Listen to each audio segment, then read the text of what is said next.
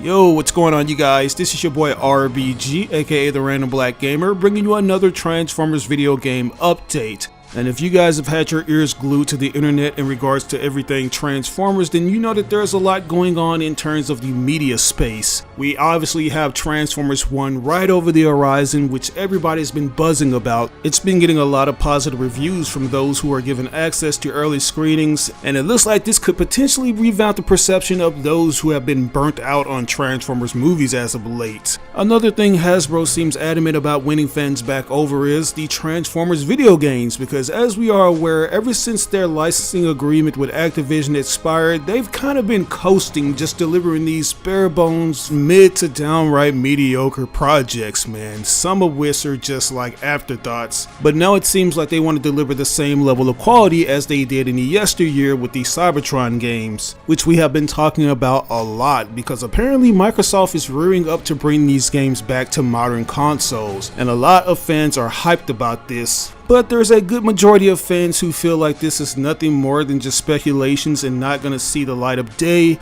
But there's been an overwhelming amount of evidence to deduce that this is actually going to come to fruition, such as this article posted by TFW 2005 that says that Microsoft Studios is working on not one but two Transformers video game projects. We have received some intel stating that Microsoft Studios is working on not just one but two video game projects, simply codenamed Transformers. While we don't have any information at the moment, both projects seem to be targeting this year for their release. It is interesting that Microsoft Studios now owns Activision Blizzard, formerly known as Activision. The company, prior to the acquisition by the tech giant, published multiple Transformers related video game titles, including Transformers War for Cybertron and its follow-up, Follow Cybertron. There has been a renewed fan interest for the aforementioned games in recent times. We will update you all as we receive more information. So as you hear, guys, Microsoft is really trying to put these properties to good use because they now own Activision, and Activision is the former publisher of the War for Cybertron and Follow Cybertron games.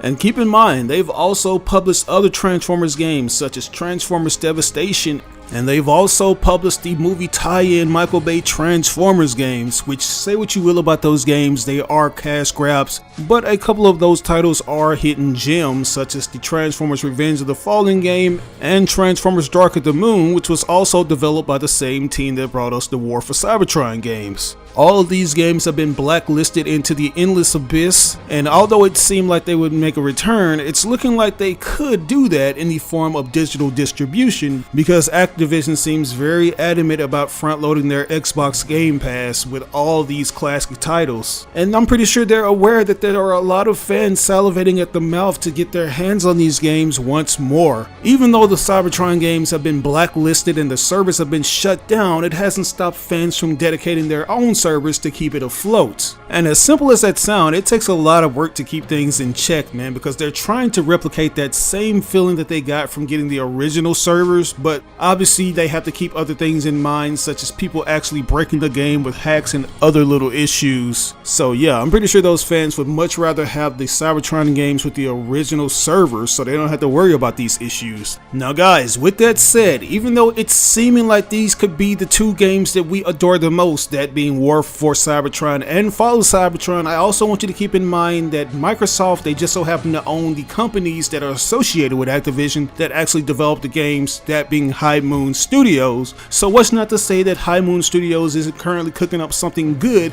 that they once did in the past. Another thing these projects could possibly be are actual collections. Yes, what's not to say that the Cybertron collection won't be on one project, and we could potentially have the movie tie-in games in another project. I'm just spitballing all these possibilities to you guys because at this point, it just seems like Hasbro is trying to get back in good favor with the fandom, and they know that there is a big audience and a demand for these titles. So yeah, I just want to bring that to you guys' attention.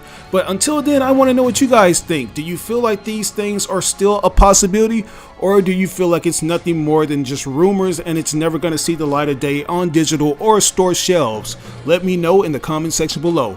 As always, I ask you to like or dislike the video. It doesn't have to be a thumbs up, it can be a thumbs down. But if you really enjoyed this video, it would help me out tremendously if you shared it with all your friends and followers on all the different social media outlets. Sharing really makes a difference. But once again, this is your boy RBG, aka the Random Black Gamer, signing out on another video. I'll catch you guys later. Peace out. You're in your best